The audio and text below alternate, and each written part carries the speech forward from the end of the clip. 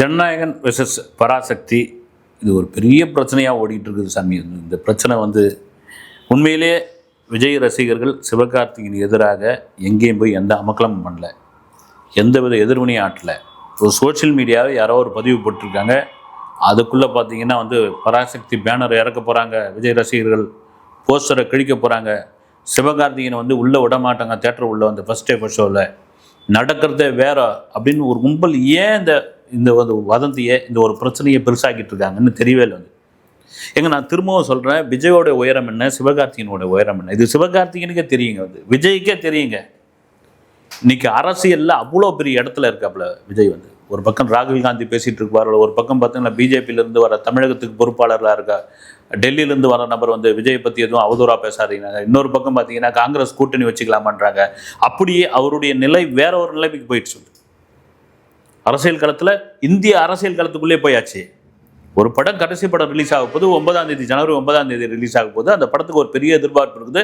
அந்த படத்தின் மேலே அந்த டிக்கெட் கிடைக்குமா கிடைக்காதுன்னு இப்பயே புக் பண்ணுற அளவுக்கு ஆயிடுச்சு. அந்த டிக்கெட் கவுண்டருக்கு வெளியே 2000 வைக்க போகிறாங்களா 3000 வைக்க போகிறாங்களா, அப்படி விற்றா அது விஜய்க்கு எதிராக ஏங்க பாருங்கள், நீங்கள் சமத்துவம் ஊழல் இதெல்லாம் பேசுகிறீங்க, உங்கள் படத்துக்கு வெளியே டிக்கெட் விற்கிறாங்க பாருங்கள் அப்படின்னு அதை படம் பிடிச்சி காட்டுறதுக்கு வீடியோ எடுக்கிறதுக்கு ஒரு கும்பல் அங்கே வெயிட் பண்ணிக்கிட்டு இருக்கு. சரி, இந்த ஷோ முதல்ல 9 மணிக்கு தமிழ்நாட்டில் முறைப்படி ஆரம்பிக்குமா, அதுக்கு பிரச்சனை வருமா, நினச்சபடி பேனர் கட்ட முடியுமா, கொடி கட்ட முடியுமா, பட்டாசு வெடிப்பாங்களா, மேலதாளம் இருக்குமா, கரகாட்டம் இருக்குமா, கொண்டாட்டம் இருக்குமா, ஃபர்ஸ்ட் டே ஃபர்ஸ்ட் ஷோவுக்கு செலிப்ரேஷன் இருக்குமா, விஜய் பேனான்னு சொல்லுவாரா, இது ஒரு பக்கம். அடுத்த நாள் 10ஆம் தேதி சிவகார்த்திகேயனுடைய ஒரு படம் வருது, பராசக்தி வரட்டும் வரப்போகுது. ஒரே நாளில் கிளாஷ் ஆகலை, ஒரே நாளில் கிளாஷ் விடலை இல்லை. அப்படி இருக்கும் பொழுது ஏன் திரும்ப திரும்ப திரும்ப நிச்சயமாக இது விஜய் ரசிகர்கள் யாருமே பண்ணல.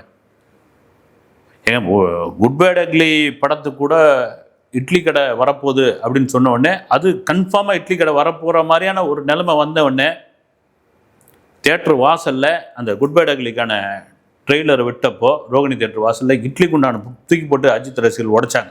அது தான் ஹீரோ மேலே உள்ள ஒரு ஆசை. நீங்கள் அப்படி பார்த்தீங்கன்னா 2015 பிப்ரவரியில் என்ன இருந்தால் ரிலீஸ் ஆகுது சிவகார்த்திகேயனுடைய காக்கி சட்டை. இதே பிரச்சனை தான் வந்தது. நீங்கள் அஜித் கூட மோதிடுவீங்களா, நீங்கள் ஆச்சா போச்சா இன்னும் கேட்டால் அந்த சமயத்தில் சிவகார்த்திகேயன் படங்களுக்கு அஜித்துடைய மேனேஜர் சுரேஷ் சந்திரா தான் பிஆர்ஓ.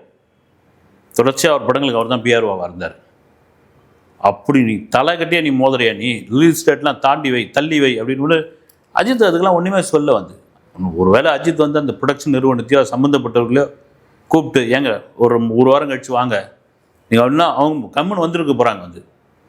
ஆனால் வரட்டும் ஒரு பக்கம் என்ன இருந்தாலும் ஒரு பக்கம் இன்னொரு பக்கம் காக்கி சட்டை வரட்டும். அப்போ சிவகார்த்திகேயன் சொன்ன ஒரு விஷயம் என்னென்னா, நான் யாரு கூடயும் போட்டி போட வரலைங்க, நான் யாரு கூடயும் போட்டி போட வரல. ரெண்டாவது பார்த்தீங்கன்னா இவர்கள்லாம் ஒரு பெரிய உயரத்தில் இருக்காங்க, ஒரு அஜித் ஆகட்டும் ஒரு விஜய் ஆகட்டும், இவங்க கூட நான் போட்டி போடுற அளவுக்கு இல்லை, நான் வளரல. இதுதான் யதார்த்தம், இது எல்லாருக்குமே தெரியும்.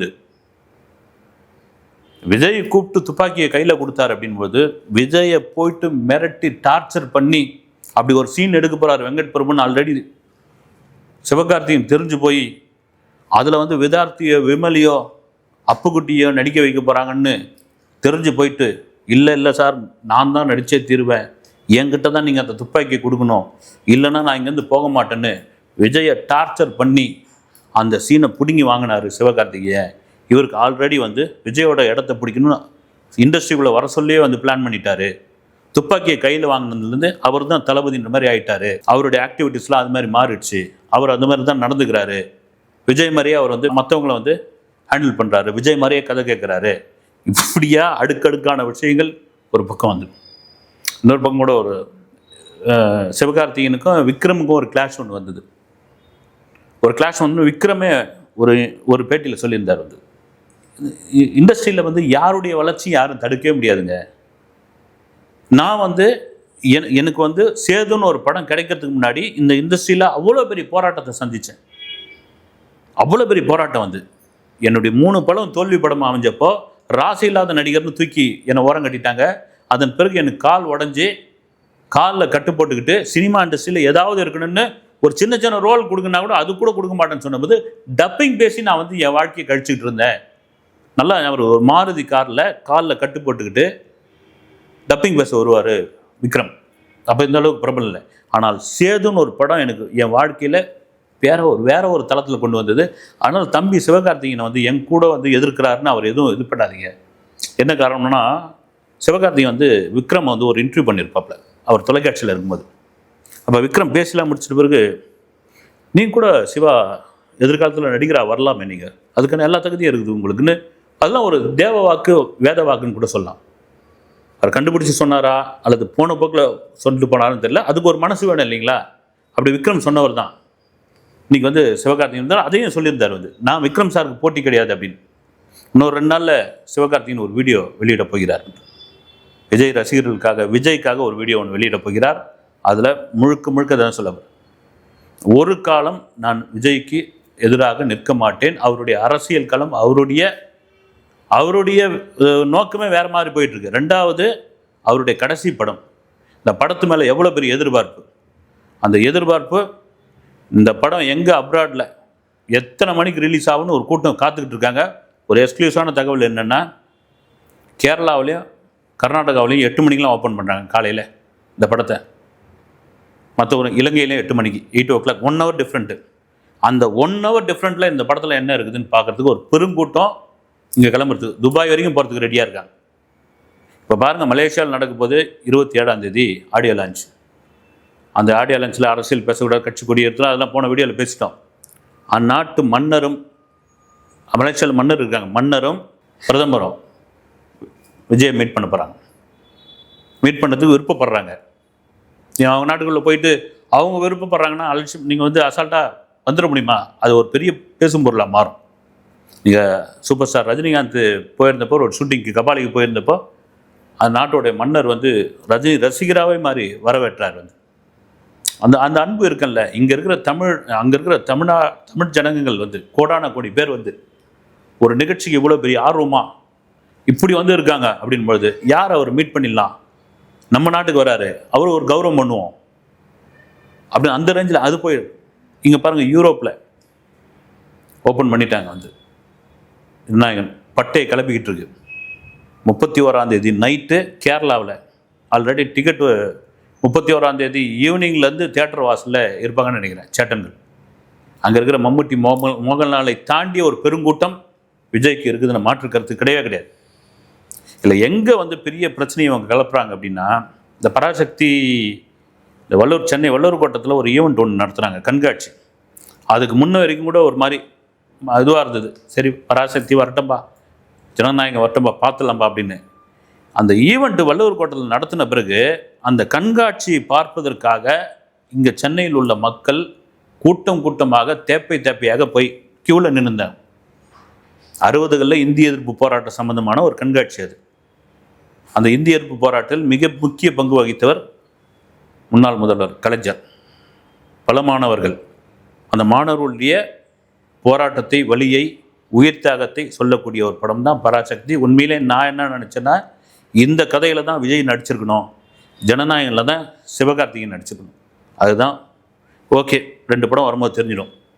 இந்த கண்காட்சி கூட்டத்துக்கு வந்த அந்த ஜனத்தை பார்த்துட்டு தான் தேவையில்லாமல் பராசக்திக்கு எதிராக விஜய் ரசிகர்களை திருப்பி விட பார்க்கிறார்கள், மடைமாற்றி விட பார்க்கிறார்கள்.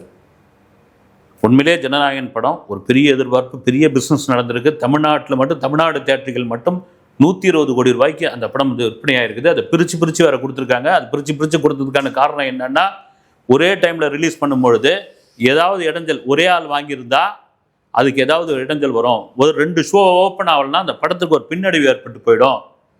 தலைவா படத்துக்கு இது மாதிரி நடந்ததில்லை. ஏற்கனவே விஜய் இதெல்லாம் அனுபவப்பட்டு வந்திருக்காரு. டைம் டு லீடுன்னு ஒரு வார்த்தை போட்டதுக்காக அந்த படம் ஓடுற தியேட்டர் பூரா வந்து பாம்பு இருக்குன்னு சொல்லி பெரிய பிரச்சனையாக்கி 2 ஷோ 3 ஷோ ஓட விடாமல் 4வது நாள் அந்த படத்தை வந்து ஆன்லைனில் விட்டுட்டாங்க. மிகப்பெரிய சதி நடந்தது. வந்து அந்த ப்ரொடியூசர் கண்ணீர் வடித்தார். அது மாதிரியான ஒரு அரசியல், அது இவங்க பண்ணுறாங்க அவங்க பண்ணுறாங்க தாண்டி நடக்கலாம். ஏதாவது நடந்து போதும் பிரித்து விட்டுருங்க. உண்மையிலே ஜனநாயகன் என்ன பேச போகுது? இது பகவந்த் கேசரியா, அரசியல் பேச போதா? விஜயோடைய பஞ்ச் டைலாக் இருக்கா? 27ஆம் தேதி மலேசியாவில் அரசியல் பேசக்கூடாதுன்னு சொல்லியிருக்காங்க, என்ன பேச போகிறாரு? இதெல்லாம் மீறி பராசக்தி வேற ஒரு ஜானர், ஜனநாயகன் வேற ஒரு ஜானர். பராசக்தியும் ஹிட் ஆகட்டும், ஜனநாயகனும் ஹிட் ஆகட்டும். 2025 தமிழ் சினிமா 293 படங்கள், கிட்டத்தட்ட 300 படங்கள் வந்து 11% தான் லாபம்னு ஒரு புள்ளி வரும் சொல்லுது. வெறும் 11% லாபம், அவ்வளோதான். அப்படின்னு டூரிஸ்ட் ஃபேமிலின்னு ஒரு படம் மட்டும்தான் சூப்பர் டூப்பர் ஹிட்டு. உண்மையிலே அது காரணம் என்னன்னா, ப்ரொடக்ஷன் காஸ்ட் வந்து ரொம்ப கம்மியாக எடுத்து, பட்ஜெட் லோவில் எடுத்து அதிக சம்பாரிச்சு கொடுத்த படம். இந்த 10 படங்களும் குட் பேட் அக்லி ஓடிச்சு, கூலி ஓடிச்சு, லாபம் சம்பாரிச்சு எல்லாம் ஓகே. அதெல்லாம் ப்ரொடக்ஷன் காஸ்ட் அதிகம், வந்து பட்ஜெட் அதிகம். பட்ஜெட் குறைவாக ஒரே ஒரு படம் தான் டூரிஸ்ட் ஃபேமிலி மட்டும்தான். அதுதான் பெருத்த லாபம். 2025 தமிழ் சினிமாவுக்கு குறிப்பாக தியேட்டர் ஓனர், டிஸ்ட்ரிபியூட்டர்லாம் எங்களுக்கு ஒரு இருண்ட காலம். இந்த வருடமே 2026 ஒரு சுபிட்சமான ஒரு வருஷமா இருக்கட்டும். ஏன்னா சினிமா நல்லா இருந்தால் தான் நாங்கள் நல்லா இருக்க முடியும், எல்லாரும் நல்லா இருக்கணும். கிட்டத்தட்ட 2000 குடும்பம் இந்த தமிழ் சினிமாவை நம்பி வாழ்ந்துகிட்டு இருக்காங்க.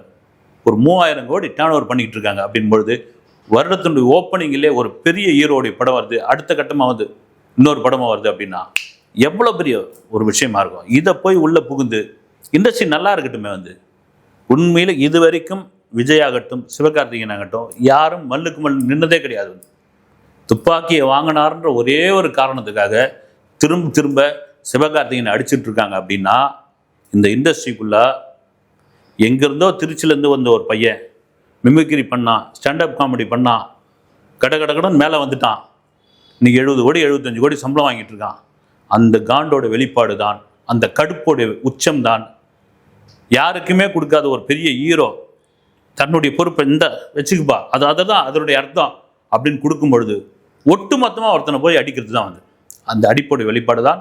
யாரை நீங்கள் ரொம்ப எதிர்க்கிறீங்களோ அவங்க தான் மென்மேலும் வளருவாங்க என்பது விஜய்க்கே தெரியும். அப்படி ஒரு எதிர்ப்பை சம்பாரித்து வந்தவர் தான் விஜய். இன்னைக்கு ஒரு அரசியல் ஒரு உச்ச தலைவராக இருக்கிறார் என்பதில் மாற்று கருத்து கிடையாது. அடுத்த வீடியோவில் சந்திக்கிறேன். நன்றி.